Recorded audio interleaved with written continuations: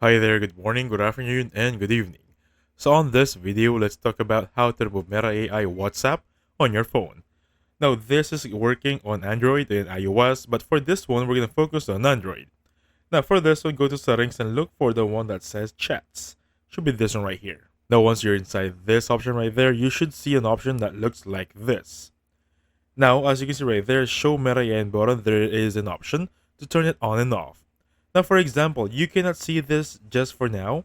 Make sure your app is updated, and if after making sure your app is updated, go back in settings right there, look for one that says help, and choose here, look for the one that says help center, and once you're inside here, look for chats, and basically, tell them what's wrong.